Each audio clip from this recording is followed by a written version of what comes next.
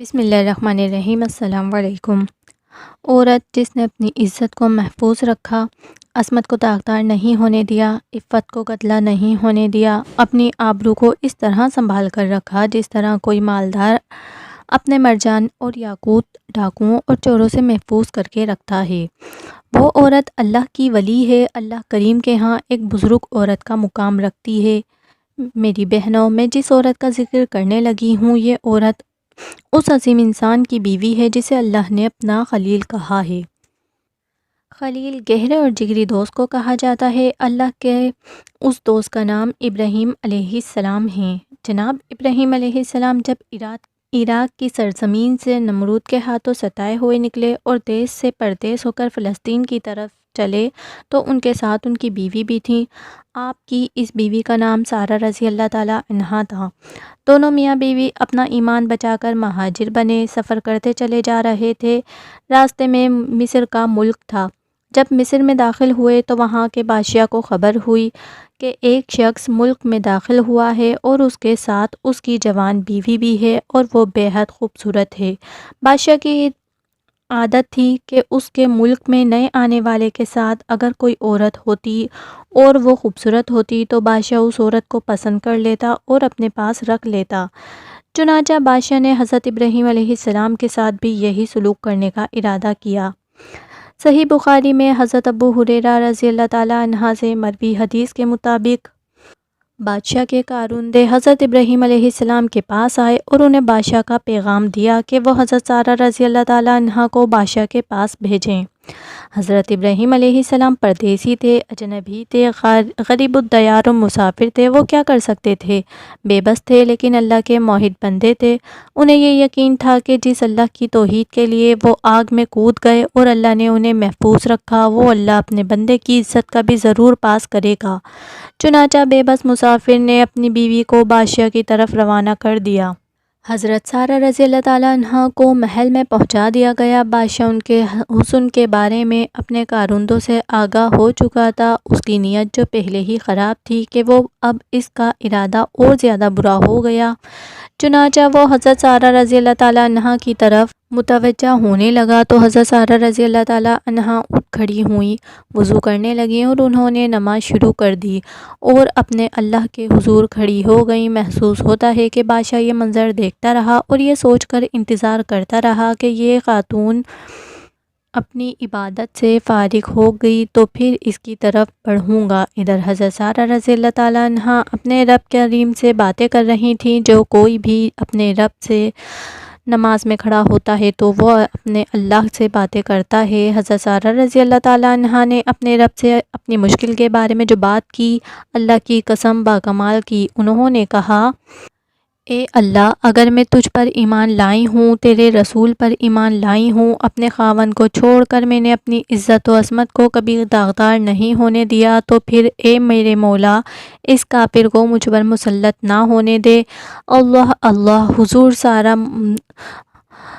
حضرت سارہ مشکل میں ہیں، عزت کو بچانے کی مشکل، اور اس مشکل میں فریاد کنا ہیں اپنے مولا کریم سے، اور مشکل سے نکلنے کے لیے اپنے اللہ کے ہاں کسی کا واسطہ نہیں ڈالتی، کوئی وسیلہ نہیں ڈھونڈتی، بلکہ وسیلہ ڈھونڈا تو اللہ کی عبادت کا، نماز پڑھتی ہیں اور نماز میں اپنے عمل کا وسیلہ ڈالتی ہیں۔ اللہ کی یہ ولیہ عورت ایمان کے بعد اپنے جس عمل کا وسیلہ اپنے رب کے حضور ڈالتی ہیں وہ اپنی پاک دامنی کا وسیلہ ہے۔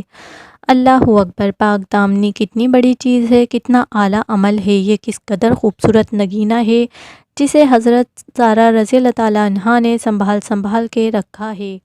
یہ کیسا خوبصورت یاقوت ہے جس پر حضرت سارہ رضی اللہ تعالیٰ عنہ نے خراش تک نہیں آنے دی۔ یہ کیسا چمکدار ہیرا ہے جس پر اللہ کے خلیل کی بیوی نے گرد بھی نہیں پڑنے دی۔ اللہ اکبر! یہ کتنا بڑا اور عالیشان عمل ہے۔ عزت کی حفاظت واقعی بہت بڑا عمل ہے۔ اس کے بڑے اور عالیشان ہونے پر یہی دلیل کافی ہے کہ اللہ کی بندی نے اس عمل کو اللہ کے دربار میں بطور واسطہ پیش کیا ہے۔ عفت مشکل میں ہے اور دعا ہے کہ اے اللہ اس مشکل سے نکال دے کہ تو ہی مشکل کشا ہے۔ اے مسلمانوں کی روحانی اماں، تیرے سچے عمل کی لاج عرش والے لجپال نے ایسی رکھی کہ کمال کر دیا۔ بے شک آپ کا مقام بہت اونچا ہے، کیونکہ آپ حضرت ابراہیم علیہ السلام کی زوجہ محترمہ ہیں، لیکن آپ نے اللہ کے حضور واسطہ اپنے خاوند کا نہیں ڈالا، باوجود اس کے کہ وہ اللہ کے گہرے دوست ہیں۔ آپ نے واسطہ ڈالا تو اپنے عمل کا ڈالا، آپ کو ولایت ملی تو اپنے عمل سے ملی، کسی دوسرے کے مقام و مرتبے اور کسی دوسرے کے نیک و عمل سے ولایت نہیں ملی، بلکہ اپنے ہی عمل سے ملی، اور آپ کا یہ کردار قیامت تک آنے والی تمام عورتوں کے لیے نمونہ بن گیا ہے کہ مقام ملے گا تو اپنے ہی عمل سے ملے گا، اور اللہ تعالیٰ اور ان کے رسول پر ایمان کے بعد عورت کے لیے جو سب سے بڑا عمل ہے، جو ولایت کی بلندیوں تک پہنچانے والا ہے، وہ عزت و آبرو کی حفاظت کا عمل ہے۔ میری بہنوں، ہم سب کی روحانی ماں اللہ کی ایسی ولیہ اور دوست تھیں کہ اللہ نے ان کی فریاد کو فوراً سنا، اور پھر اگلا منظر کیسا سامنے آیا، آئے یہ ملاحظہ کیجیے۔ حضرت سارہ رضی اللہ تعالیٰ عنہا نے تمام نماز ختم کر لی، اپنے رب سے فریاد کر لی تو بادشاہ اپنے تخت سے اٹھا، حضرت سارہ رضی اللہ تعالیٰ عنہا کی طرف بڑھنے لگا، اور جب قدرے قریب آیا تو بے ہوش ہو کر دھڑام سے محل کے فرش پر گر پڑا۔ اس کے منہ سے اس طرح کی آوازیں آ رہی تھیں جیسے موٹے کٹے کو ذبح کیا جائے تو گھرڑ گھرڑ کی آوازیں نکلنا شروع ہو جاتی ہیں۔ بادشاہ کا بھی یہی حال تھا، منہ سے جھاگ بہنا شروع ہو گئی تھی، اب اس کے پاؤں بھی زمین سے رگڑے کھانے لگے تھے، ٹانگیں چل رہی تھیں، وہ تڑپ رہا تھا، صاف نظر آ رہا تھا کہ یہ اللہ کی گرفت میں ہے۔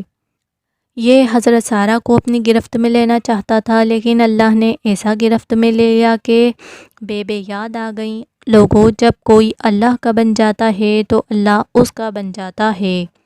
حضرت سارہ کے لیے مولا کریم ایسے بن گئے کہ حضرت سارہ جو جو کہتی جاتی، عرش والا رب اسی طرح کرتا جاتا تھا۔ حضرت سارہ رضی اللہ تعالیٰ عنہا کو خیال آیا کہ اگر یہ بادشاہ اسی طرح مر گیا تو پھر کیا ہوگا، کہیں اس کا قتل کا الزام مجھ پر ہی نہ لگ جائے۔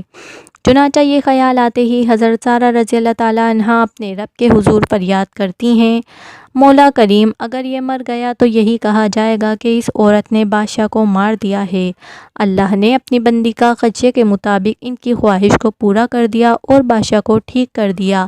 اللہ ہی بہتر جانتا ہے کہ درمیان میں کتنا وقفہ پڑا، یہ معاملہ چند منٹ کا تھا یا چند گھنٹوں کا تھا یا ایک آدھ دن کا تھا، بہرحال بادشاہ کے ساتھ جو ہوا وہ اسے بھلا کر دوبارہ پہلے والی حرکت کا سوچنے لگا۔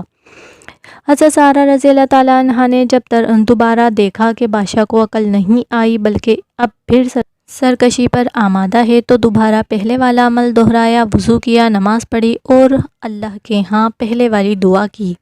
نماز سے فارغ ہوئی تو بادشاہ آگے بڑھا، دوسری بار پھر نیچے گرا اور پہلے والی حالت سے دوچار ہو گیا۔ اب سارہ رضی اللہ تعالیٰ عنہا نے دوبارہ اپنے رب سے وہی التجا کی کہ اے اللہ، اگر یہ مر گیا تو الزام اس کے مرنے کا تیری بندی پر ہی آئے گا۔ مولا کریم نے بادشاہ کو دوبارہ ٹھیک کر دیا، گویا اللہ کریم کہہ رہے تھے کہ میری بندی، تو جس طرح کہتی جائے گی ہم اسی طرح کرتے جائیں گے۔ قارئین کرام، بادشاہ نے اب دربار لگایا اور اپنے کارندوں کو کہنے لگا، یہ عورت جو تم میرے پاس لائے ہو، یہ جنات میں سے کوئی جن عورت تھی جسے تم میرے پاس لے آئے، اسے اس کے خاوند ابراہیم علیہ السلام کے پاس لے جاؤ۔ محسوس ہوتا ہے کہ وہ کارندے جانے لگے تو بادشاہ نے انہیں کہا کہ ٹھہرو، یہ لڑکی ہے، اس کا نام ہاجرہ ہے، اسے اس خاتون کے سپرد کر دو کہ وہ اسے ساتھ لے جائے۔ اللہ اللہ! حضرت سارہ رضی اللہ تعالیٰ عنہ کی کرامات دیکھیے کہ وہ بادشاہ جو حضرت سارہ کے حسن میں دل گرفتہ ہو کر انہیں اپنے پاس رکھنا چاہتا تھا، وہ اب اپنی لڑکی خادمہ بنا کر حضرت سارہ رضی اللہ تعالیٰ عنہ کے سپرد کر رہا تھا۔ حضرت سارہ رضی اللہ تعالیٰ عنہ ہاجرہ کو لے کر حضرت ابراہیم علیہ السلام کے پاس پہنچی تو آپ یقیناً خوش ہوئے ہوں گے کہ اللہ نے کرم کیا، سارہ آ گئی ہیں، مگر حیران بھی ہوں گے کہ یہ ایک اور لڑکی بھی ان کے ساتھ ہے۔ حضرت سارہ رضی اللہ تعالیٰ عنہ نے اللہ کے خلیل علیہ السلام کی حیرانی کو فوراً دوہری خوشی مسرت میں یہ کہہ کر تبدیل کر دیا، جناب نے محسوس نہیں کیا کہ اللہ نے کافر کو اوندھے منہ پٹخ کے رکھ دیا اور خدمت کے لیے یہ لڑکی بھی عطا کر دی ہے۔